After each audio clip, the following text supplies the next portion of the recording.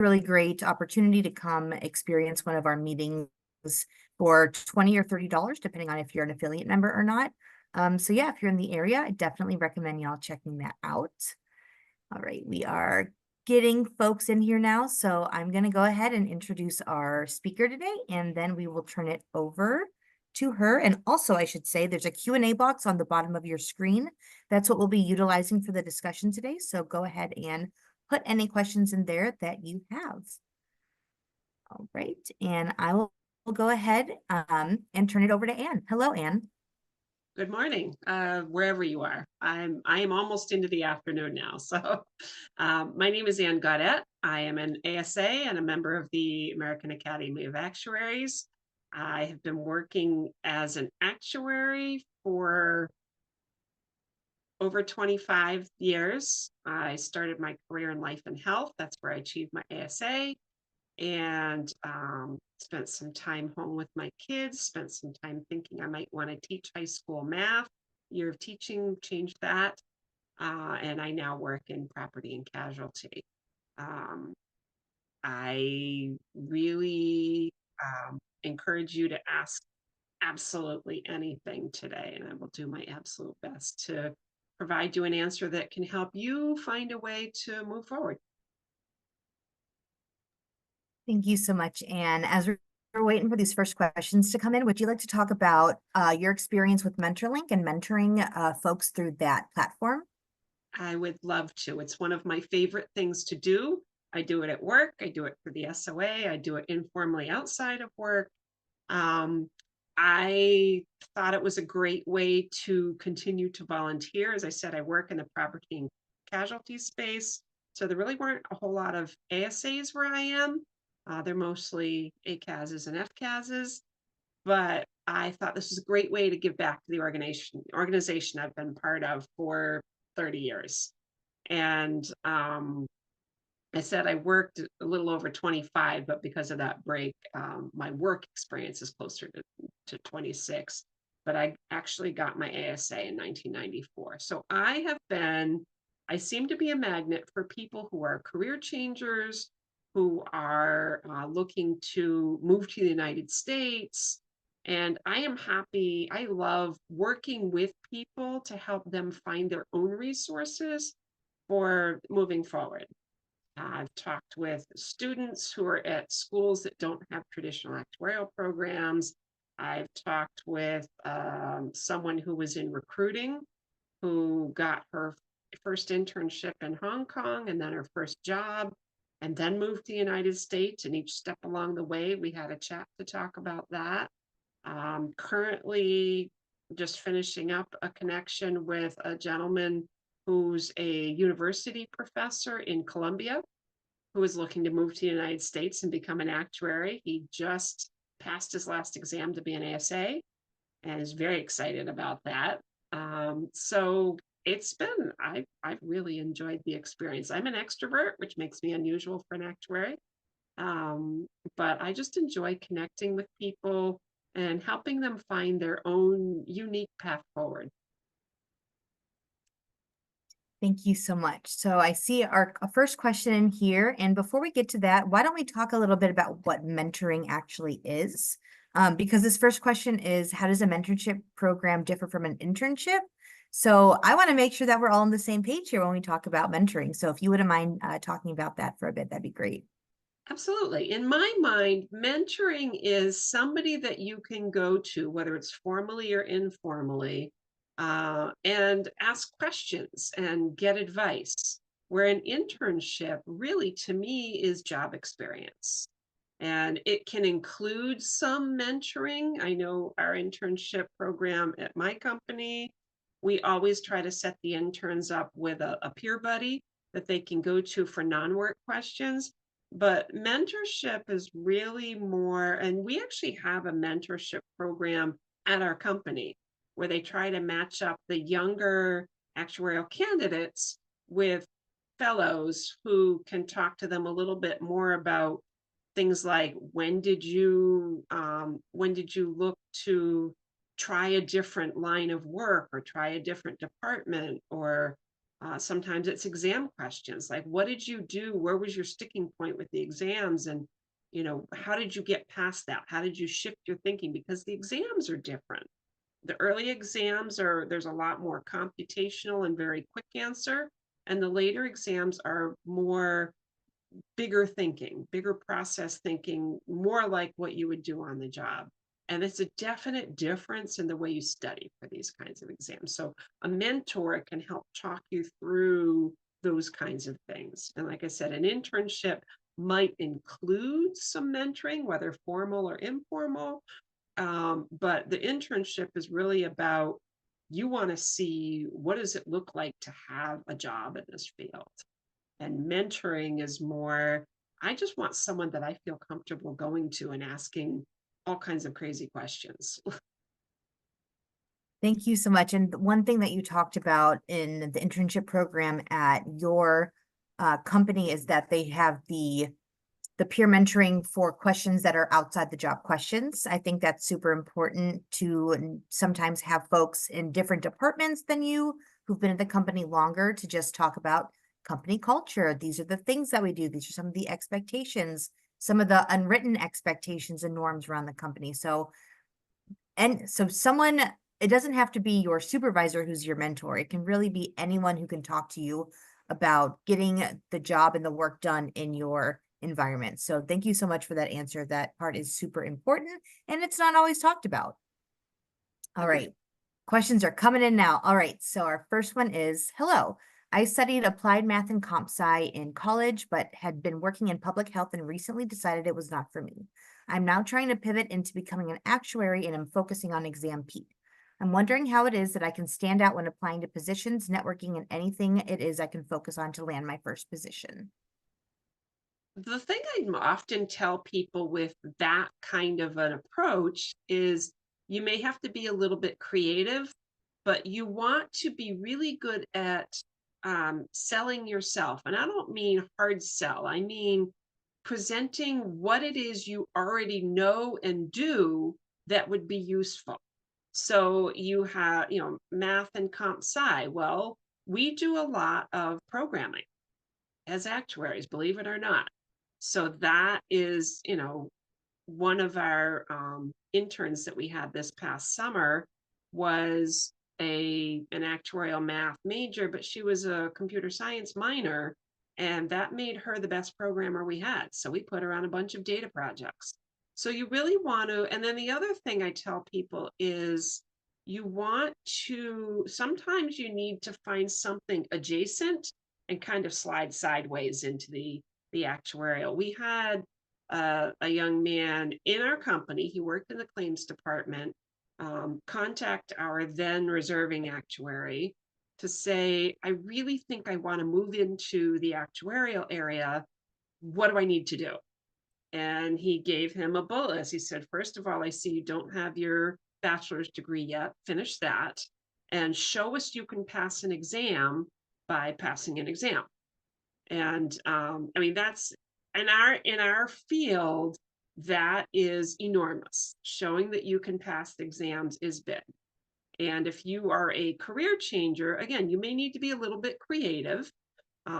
You may not necessarily get a high visibility job in the actuarial department of a well-known company right off the bat, but look for other positions, look for internships if you want. It really, as long as you can show them that I have skills, I can pass exams, and this is something I really want to do. And while the interviewer, show them, that you researched the company. Say, so I see that, your company XYZ Insurance is the largest X for Y, or something like that. Do some research. So you want to show that you cared enough to look into it, and also that you are open enough to, because I applied for my first PNC job with all life and health experience. And I was like, well, we'll see what they think of me. But I'm a pattern person. I like to see how things are the same rather than how things are different. So when they were talking about loss costs and building blocks, and I said, oh, well, when I programmed a rater for disability insurance, we started with a claim cost. We call it something different, but it's the same basic concept. And then we added on the attributes. And I was able to show how what I had done was relevant to what they were looking for. And that's going to be, I think, for any career changer or anything like that, that's going to be important, is to show how what you already know will translate well to the new environment. Thank you so much. That is such a great answer. And as I'm looking through our upcoming or the questions that have been dropped in here, we have a lot of career changers in here. So that is great advice for folks. All right, let's go. We have 13 questions right now. So I'm going to try to go through them as fast as I can. All right. How did you manage being a career changer where everyone is younger and our ASAs and FSAs who already seem so far ahead in their career compared to being early starting off? I was very lucky in that the company that I went to later in my career, and again, at least I had been an actuary before. So they could look me up and see that, yes, she has this credential or these credentials. I had the ASA, I had the AAA, and they could verify that. But what I did, again, I just went in and told them, these are the things that I think will be the same regardless of the actuarial field I'm practicing in. And yes, I am older than all the kids getting their ACASs, and but I have carved out a niche for myself. I've been at my current employer for almost 18 years, and I've carved out a niche where there are certain things that I know better than a lot of people because I've been there for more than 15 years. And that's so, find something you do well, make that your niche. You don't want to back yourself into a corner if you've still got a lot of years ahead of you. But if you're looking to be a valuable team player, find something that you can do uniquely. Pour yourself into something that maybe other people aren't too excited about doing. Unless you hate it, then you got to think about that. Thank you. Yeah, the hating something piece is definitely, if no one else is touching it, maybe that's a conversation to have with a supervisor or something about that as well. Yep. Awesome. Here is the next question. Hi, Anne. Are there things you found to be uniquely rewarding working in P&C versus life and health, or vice versa? I've enjoyed both. I left life and health because I wanted to stay home full time with my kids when they were very little. So I left for personal reasons, not for professional or work reasons. And when it was time to go back to work, the company I had previously worked for had left the area. Their headquarters had been moved to another state. And so the reason I switched was because, having been home with my children, I wanted to continue being involved with their after school activities. So I needed something close to home, open minded about the fact that I was a mom with two kids, and not too long of a commute. So I didn't want to spend all my time at work. I'd been home. I didn't want to not be able to be there. But what I found was that I like PNC at least as much as I enjoyed pricing disability insurance. And it's different. The data needs are different. I'm the kind of person that likes to adapt to my environment and find the best parts of it. Um, but PNC is definitely more data intense than, say, life insurance. Life insurance, I mean, people die once every so often. People have car accidents every day. Not everybody, but Thank you. Yes, car accidents, especially where I live in Chicago, are very common as I'm walking around. So, yes, and then definitely. there's the weather stuff for Yeah. homeowners. But I've loved them both. There were great things about both. And I was able to learn how to program, utilize those programming skills. Um, again, I'm more interested in how things are similar than how they're different. Awesome. Thank you. All right. So I think this question you can answer in a couple different ways, not just for the SOA, but how do you become a mentor and how can you get connected with a mentor?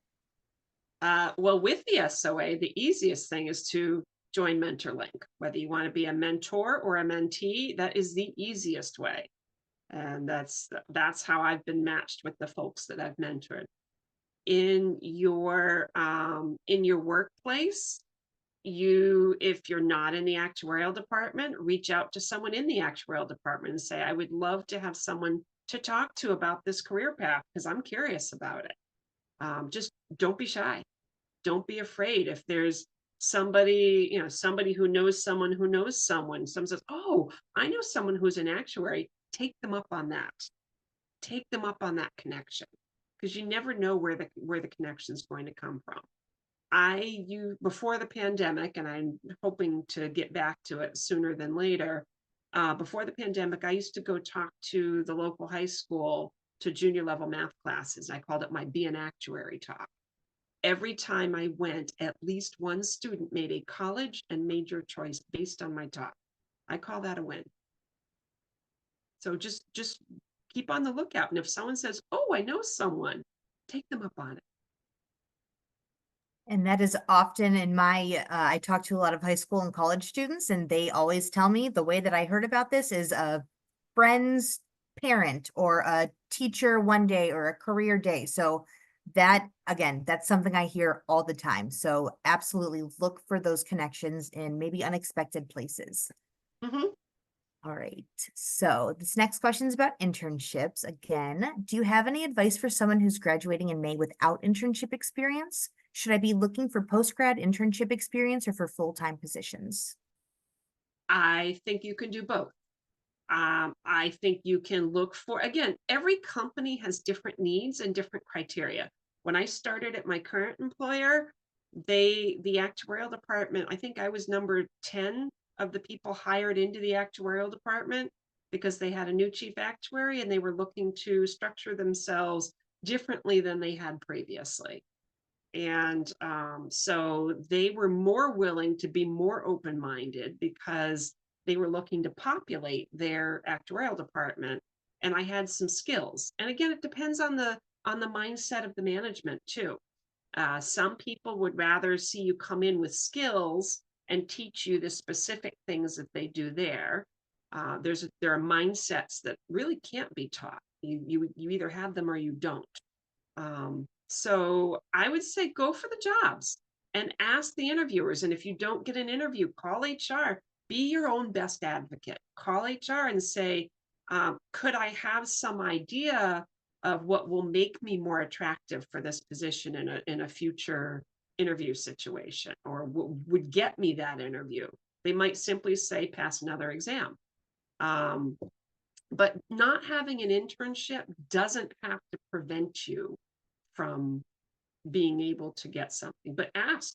The only way to know is to put yourself out there, ask questions, and follow up and say, so, they interviewed me, but I didn't get the job. Is there something that I can add to my tool set, to my skill set? Would you recommend that I try an internship first? Because I'm open-minded enough to say, I don't care if the person applying for the internship is a college graduate or going into their last year of college. It's really, how was our conversation that we had? And does the resume highlight certain key skills that I think are really necessary in this position we're hiring for? I mean, we Thank you. took chances on a guy with a music education background who went and got a master's degree in actuarial science, had no exams, came in and did an internship and stayed with us for 5 years until he got his associateship, and then he moved on to try something else. But he was great. That's So awesome. And it's good to hear that there are folks who are on the hiring team who are looking for or not excluding those folks, because I'm sure that there are some companies where they're looking for the folks who come in with the internship program and they want to keep them. So that is great advice, and good to hear that there are folks who are able to make that transition from music education to becoming an actuary. All right. Our next question is from Miriam.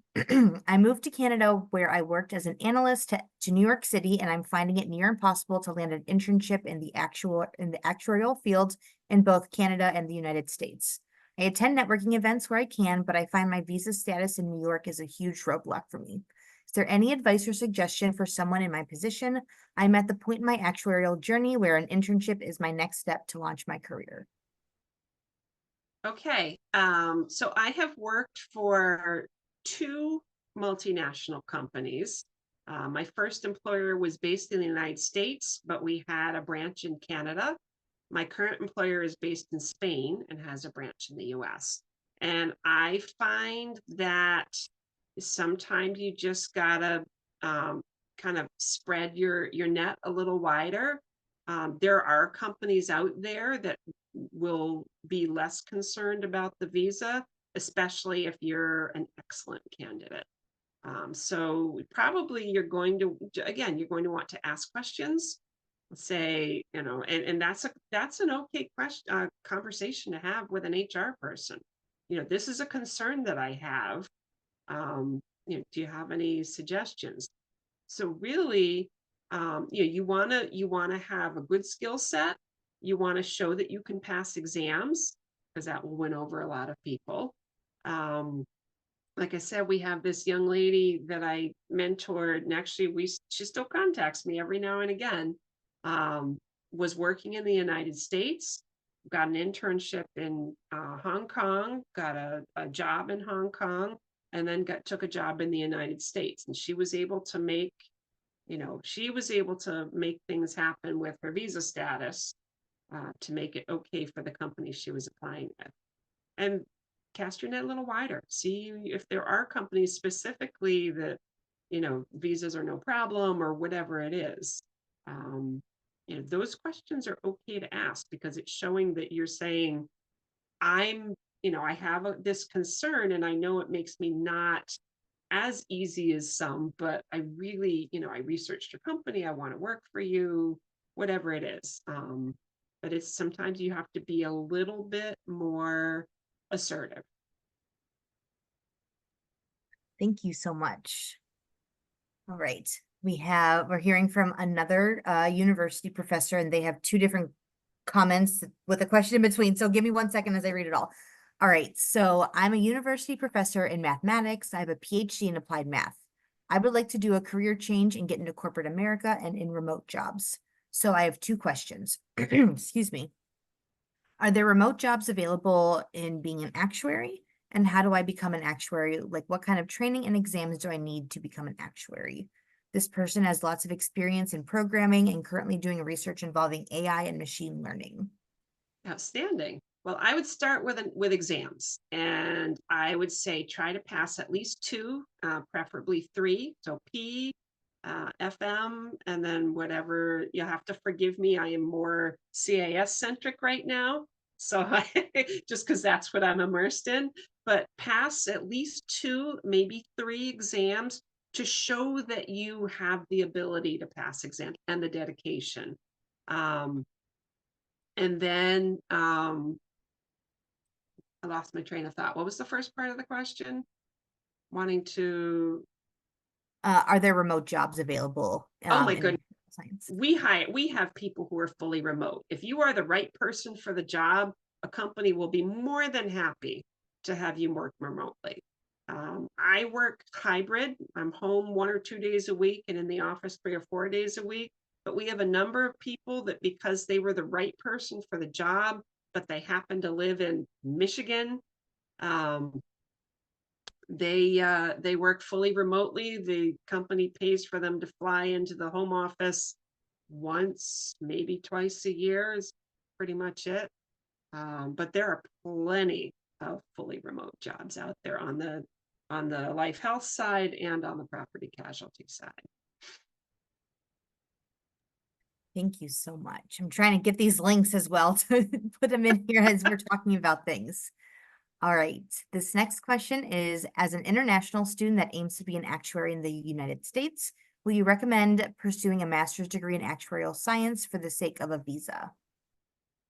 I Well, let's see. I work with two women who were born and did their university in another country and came to the United States. I'm not clear on whether it was a student visa or a work visa that brought them here.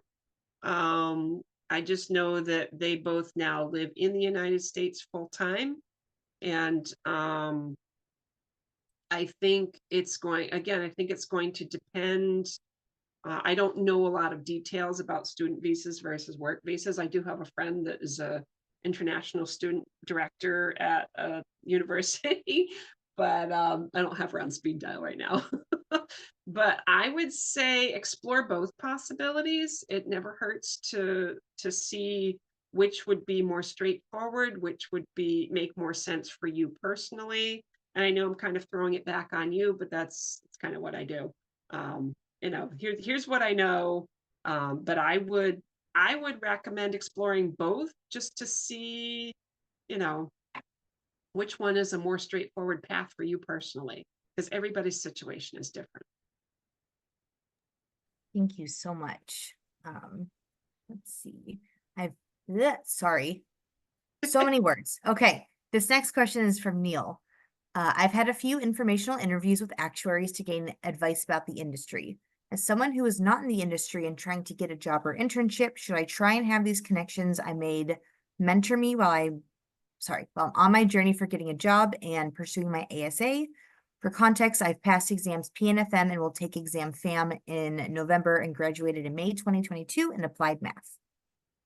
You're doing exactly what you should be doing. You're reaching out, you're networking, you're making connections. There is no harm in continuing to reach out to those connections, especially if they've already granted you an informational interview and say, would you have some more time for me? I kind of feel like you've become a good mentor figure for me. Um, get their opinions. They might be different opinions and different paths work different for different people. One path might work better for you, but I'm going to stick to the 2 or 3 exams is probably a good starting point, especially if you're in university. Thank you so much. All right, I'm trying to see if questions can be grouped together based on content, and I'm seeing yes. So in general, we've got a few questions about, excuse me, international students who are either pursuing bachelor's or master's degrees with some exams, but basically the question is, how can an international student look for a United States internship? If you have any advice on that. There are companies that will sponsor, even for an internship. I can't list them off the top of my head, but there are companies that will, either because they have an international footprint and international students might be more willing and able to, you know, spend some time at a another location. But you can look for companies that are willing to sponsor even for internships.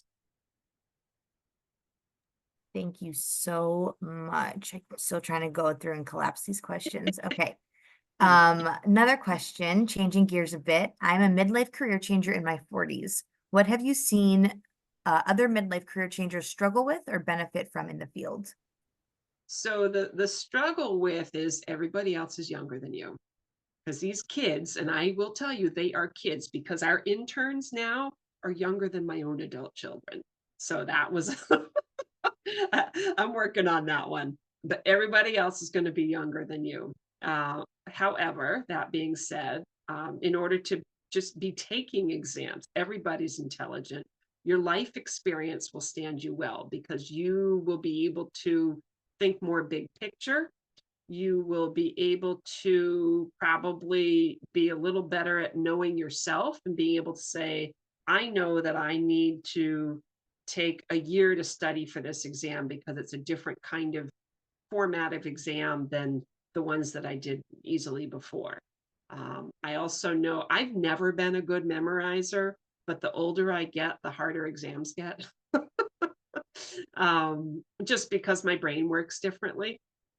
And so you just know yourself, And, don't be afraid of networking with the youth that are taking exams, because they have a lot to offer. They can tell you the new ways that things are done, and I have my favorite go-to like study guides and things like that.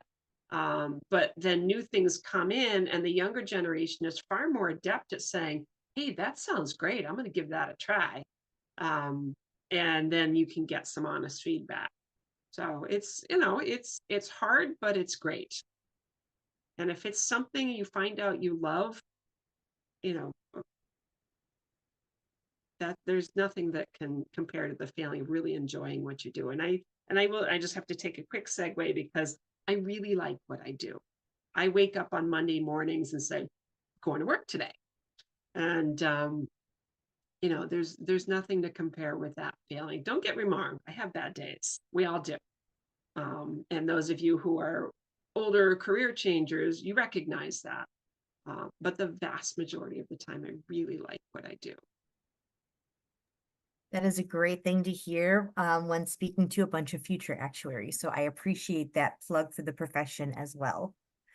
I'm trying to still go through these and keep them in some sort of order. So this one is someone wondering, I'm assuming that they're from the United States and they would like to work abroad. How often is that possible? Well, I would say the easiest way to do that would be to find a company with an international footprint and get in the door. And usually companies are pretty open to taking some of their really good employees and allowing them to move to another office in another country. So I would say the best advice would be get known by somebody, and then um, and then see where you can go. We had my first employer, we had a young woman that worked in our office, and she was getting ready to get married, and she was going to move to Buffalo because that's where her husband to be was finishing up his medical residency. And so what they did is they transferred her to our Burlington, Ontario office, and she commuted across the border every day, about a 40-minute commute, which isn't too horrible. And but they were willing to do that because she was an excellent employee, and they wanted to keep her, and this allowed them to keep her, but also allowed her to go be with her husband. Thank you so much. Okay, couple, again, trying to collapse them. So number one, there are folks who want to connect with you on LinkedIn. Are you open to that? I am absolutely open Okay, to that. Look me up, and if you put in your request that I saw you on the SOA answers from an actuary session, I probably won't even think. I'll just click accept. So please do. awesome. And then another question, what are ways to message someone on LinkedIn to get a referral? If you have any, and so I think even expanding that, is it okay to cold message people on LinkedIn to talk about different things? Um, that's a really great question. I never really thought about it. Um, I don't mind if it's someone that's requested, to add me to their network first. And like I said, if you tell me where you heard me talk or met me, I'm an extrovert. So I am far more likely to say, oh, sure, yeah. I've got probably a dozen new links on LinkedIn because I facilitated a workshop at a university locally with some HR folks from my company. And I was their subject matter expert for the workshop. So like I said, like a dozen of them, like boom, boom, boom, but I told them, put a little note in that says, we met you. Cause I said, I don't remember every single face I met. There were 30 of you. So just mentioned for me personally, if you just mentioned, I heard you talk, I saw you, I met you, I'm very open. I think if it's someone that's kind of got like they frequently posting on LinkedIn, and you let them know that, hey, I saw this post, and this is two sentences of who I am, And I would really love to, are you open? Ask them, are you open to having me reach out and ask you a couple more questions about this particular realm or topic? Thank you so much. All right. Can you just give some basic advice on applying for internships? We're getting a lot of questions about those. No, and I am actually on the internship committee at my company. Although I think I'm the maverick because I'm the one that says, well, let's step back for a minute and think about this more big picture.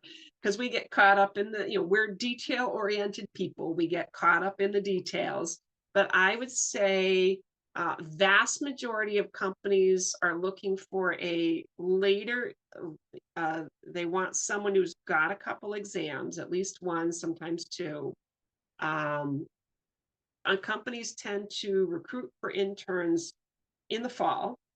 Um, Not everybody, but the vast majority of them. You're going to want to highlight, especially if you're still in school, highlight courses you've taken or projects you've done that show that you have skills that would be useful I'm a CS minor. I've taken programming. I'm pretty good in Python. Don't ever say you're an expert because I guarantee you everybody at the company knows more than you do, with very few exceptions.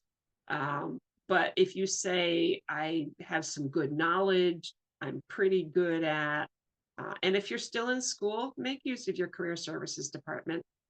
They can critique your resume. They can, and for those who aren't still in school, did you know that your alma mater, you are allowed to go back and use your career services department literally for the rest of your life. I have been out of college for 34 years.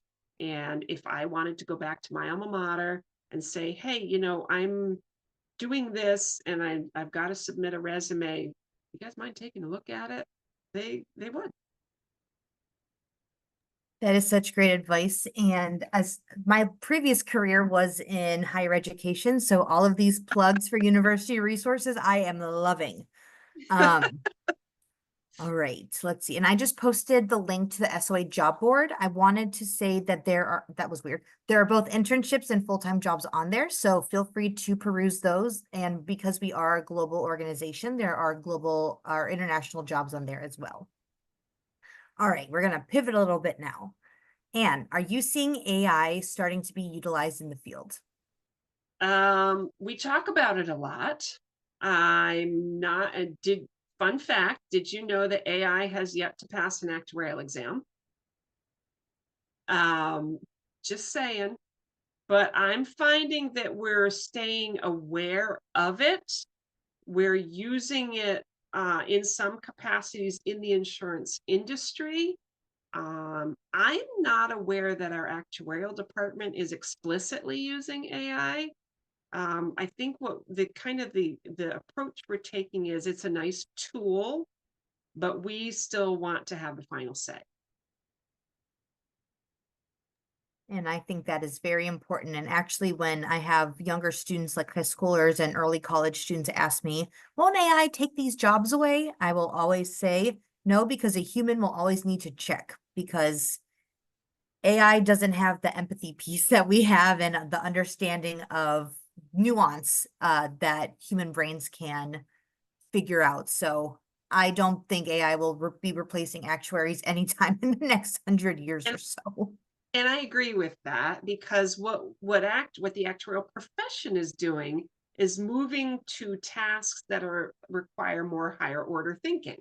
And that's what the exams are moving towards. I think that's part of the reason it has yet to pass an actuarial exam. It's passed bar exams, med boards, nursing boards, CPA exam, has yet to pass an actuarial exam, to my knowledge. I haven't checked recently. I'm not going to fact check you on that. I take it. I take your word.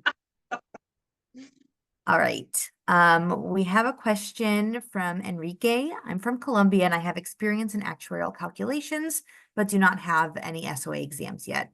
I'm interested in moving to the United States for a job. How can I be mentored in the United States while in Yeah, another country? there are tools that will allow you to see where the credentialed actuaries are. If you work for a company that employs actuaries, um, it's okay to reach out to them. If they're like, it used to be that everybody in my department, when they got a request like that, would say, Anne, give it to Anne. Now we've got more people who are more than happy to talk with people, and we have a more formal mentoring process. But I would say just exams are going to be important to land that job. You can also get a job, and I've said this to people looking for internships as well. If you can't get an actuarial internship, why not another internship at a company that employs actuaries? And then once you're in the door, you talk to the actuarial interns and find out whom they work for, who in their department would be good to talk to and obtain as a mentor. Anybody can be your mentor. It just has to be somebody that knows a little bit or knows someone who knows something.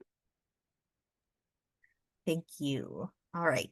When it comes to understanding studying time allocation provided by companies, what is the norm and culture surrounding that? Well, first of all, let the company tell you what they offer. These study programs are usually pretty explicit in their rules, and you will need way more time than the work time they give you. A little aside about actuarial exams. I was always a straight A math student, top of my class in math, was top of my major in college. um, I've never been so excited to barely pass anything in my life. Just for those of you that haven't taken any exams yet, I'm not saying this to scare you. I'm saying this so that you'll have a I don't, if math is easy for you, you're going to have to learn how to study. Um, so again, what the companies offer, read the policy carefully. If you don't understand it, ask someone else who's either in the program or a manager, to make sure you're clear. But it usually says X hours per exam hour, and the exams are 3 or 4 hours usually. And all I'm saying is, so if you, and most companies like it when you spread out your study time. Don't backlog it all into the 2 weeks before the exam, because they need you to do work too. You're being hired for a job. They're being generous and allowing you to have paid time, work time to study, but the expectation is that you will also study on your own time, after work, maybe before work, weekends, not all the time, but making sure you put in the time required. Because actuarial exams are basically this: picture a university or college class, and the professor steps you through the syllabus. You're given, so in an actuarial exam, you're given a syllabus. You have to determine how to split up your time. Now, you can use study materials and chat groups to help you do that the first few times until you figure out what works for you. There's a gentleman in my area who prefers to take an entire year to study for an exam. And because his pass rate is pretty good, they're allowing him to do that, even though most people are required to sit every sitting. He did get a 5 on his most recent exam in the spring, so he is studying again for the fall, but that's because it's material he's already covered. And now he's just trying to figure out, what do I need to get faster at? What do I need to know better in order to get that 6 or better? And I will tell you, I've had just about every score possible. And I've had 0s and I've had 10s. And the 10 was my 4th attempt. I had a 4 and 2 5s, and I was going to be darned if I was ever going to study that material again. And I had practically memorized the study guide. So I was going And to you be said darned. you were bad at memorization. I'm better at first principles. I can go back to basic principles and rebuild everything. However, there's usually not time for that on the exam. Thank you so much for that, and for letting us know that you have the range of scores. I don't know if I've talked to someone who has the range of scores. I've seen it all. All right. This person is a senior actuarial analyst in Africa pursuing their ASA, and they're looking for opportunities in either Canada or the United States. What are some skills outside of job skills that they should be working on to apply for jobs in the United States or Canada? Get comfortable communicating clearly. That's something that everybody can do better at, me included.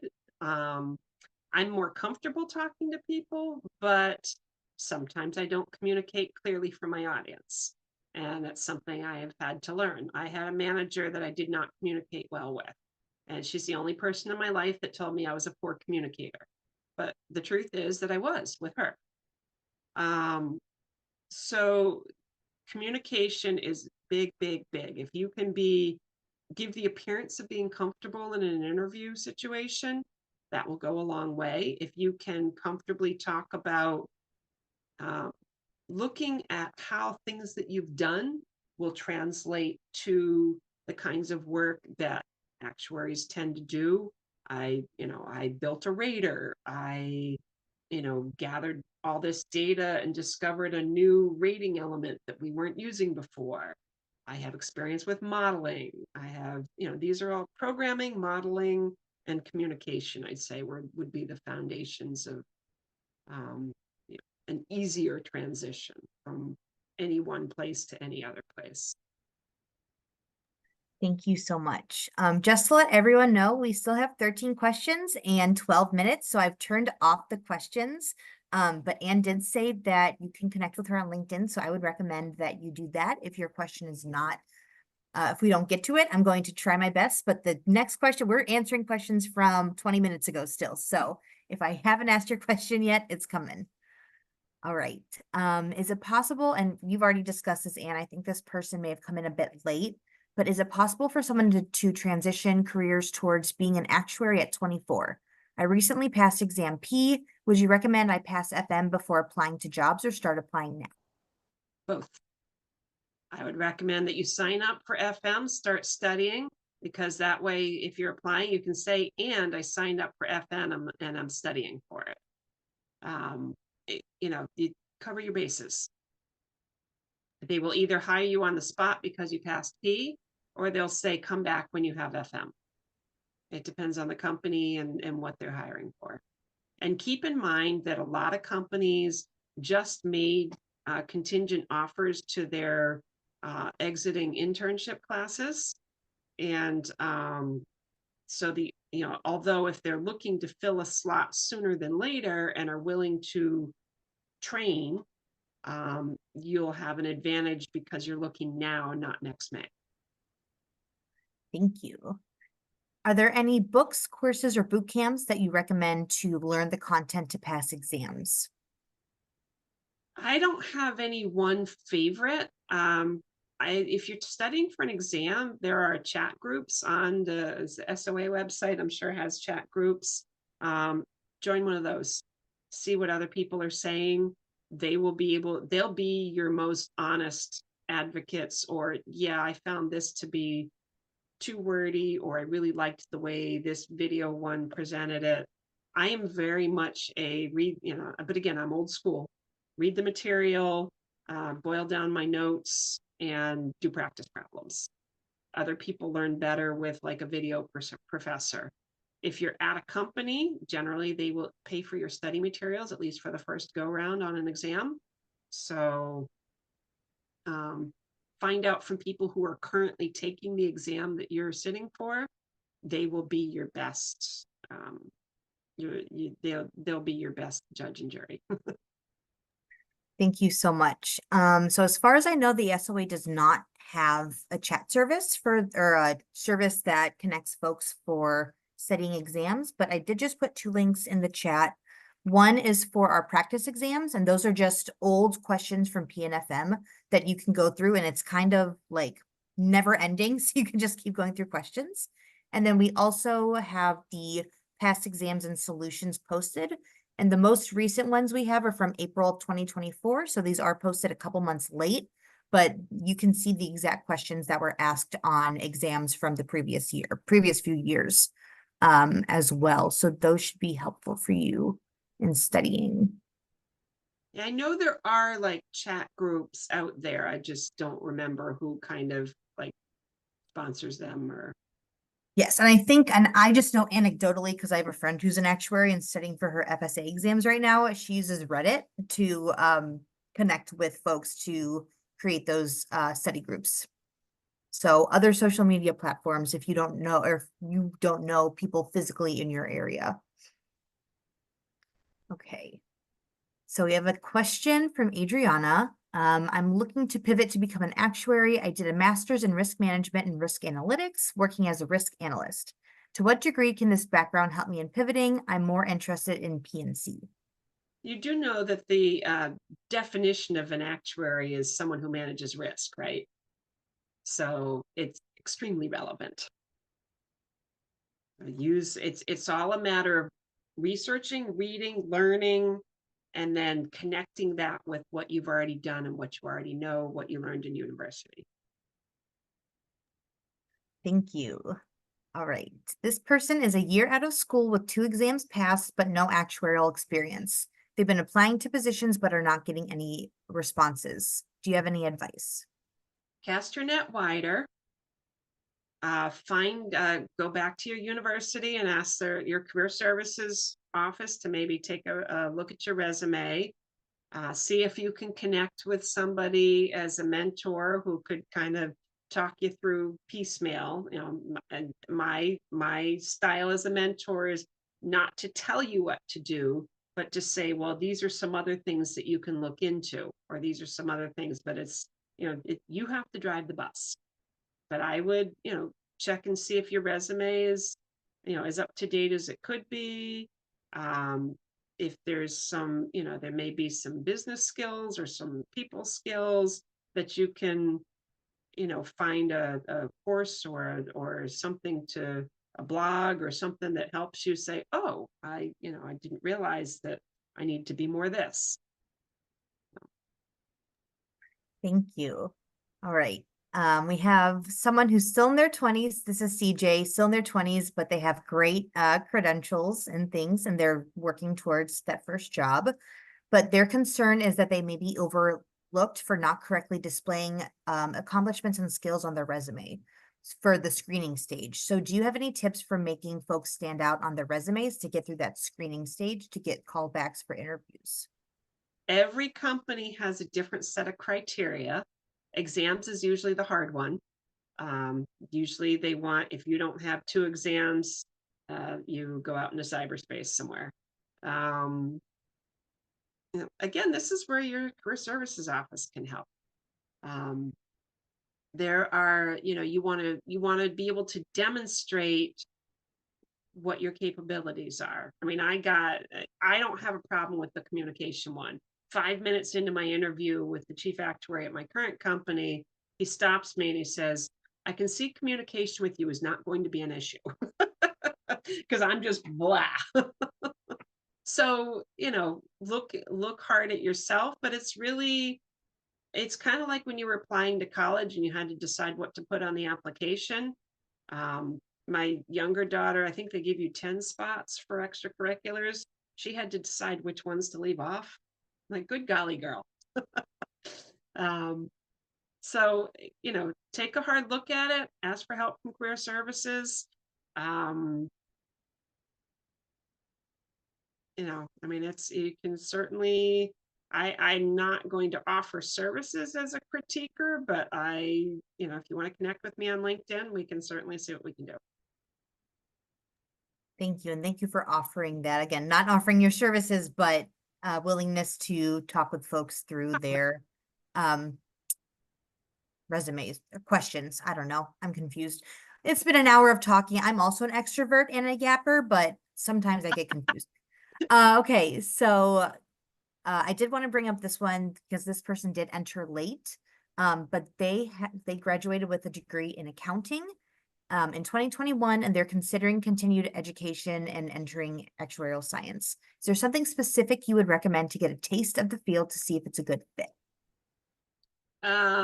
Well, you could go to beanactuary.org and read up there. She's like, don't spit, take care. but learn more about the profession, however you can do that, whether it's the society website or, like I said, beanactuary.org is where I send a lot of people when they don't really know much. I had a high school math teacher, junior year, write the word actuary on a piece of paper. And now this is pre-internet. Write out a hall pass and hand both to me and said, I want you to go to guidance and I want you to look up this word and I don't want to see you back this period. And I'm, but we're reviewing. So he opens his grade book. He's like 9800, 102. He's like, just go.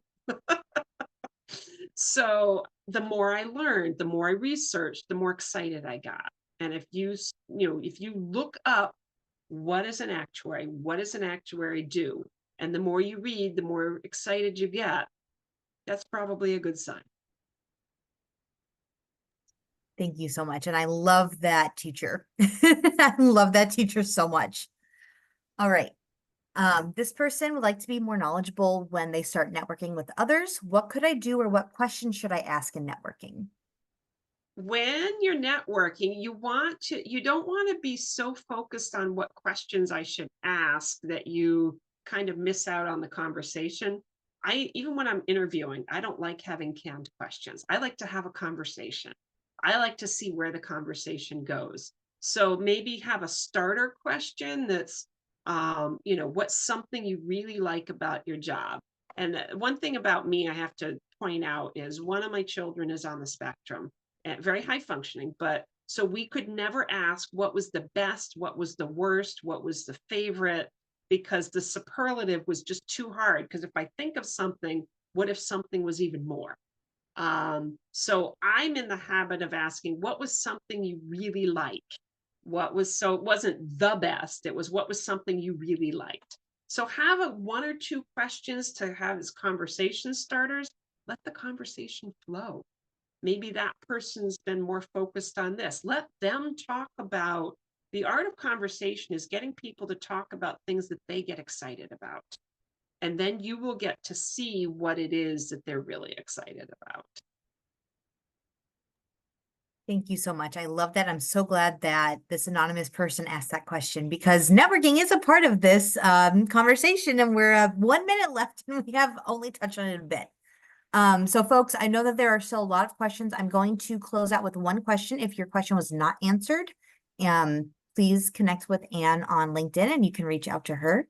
Let's end on a question from Luis. In your experience and what you've seen, what is more important, the actuarial exams or the experience? Because I'm being offered important positions, but I may not be able to keep studying for the exams. Well, it's going to depend on the company. The company I'm at right now, when I first started, work was more important than the exams, which is why I don't have an ACAS and to go with the alphabet soup I already have. And I still remain with, if I choose to pursue it, I've got two big exams and a course on professionalism. So it's going to depend on the company. Exams are absolutely important, especially in the early stages, to prove that you're capable. Although there are still ways to work in an actuarial department without being a credentialed actuary. It's just that your future salary is not going to be as good, but the work is also important, especially if you're in a smaller department with fewer people who are doing, the bigger the department, the more siloed it tends to be, where you might have a narrower scope. You might be making trend selections. Smaller department, you might be doing rate indications, rate filings, rate effects for the file, and you might be doing everything soup to nuts. So if the position doesn't require you to continue with exams, you just need to, again, communication. You need to be upfront and say, I'm really concerned and that in order to give my all to this position, I'm concerned about, I don't want to take exams and keep failing them because that's not fair to the company.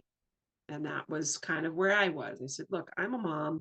I have two kids. I've been a stay-at-home mom for a while. I haven't taken exams since 1995. Yeah, 1995. I got to know where I stand on this. And that was, so you need to be honest and communicate. Thank you so much. And I think that sums up perfectly what you've been saying this whole time. You also have to be an advocate for yourself and make sure that you are upfront and honest with your, I wouldn't, limitations is not the right word, but with what you are able to do, because that is very important as well. And be honest with yourself, not Yes. just the other people, but look at yourself very honestly, not too critically, but critically, to say, do I think I can handle this and this together? Realistically, given where I'm at in life right now. And that, I would say, not just for becoming an actuary, but for any position or any new thing you take on, I would say that's great advice. Awesome. Well, Anne, thank you so much. This was wonderful. We did go over time just a little bit, but that means that, and we had questions that did not get answered. So again, please feel free to connect with Anne on LinkedIn. And thank you so much, everyone, for a great session today. Thank you, everyone. Bye.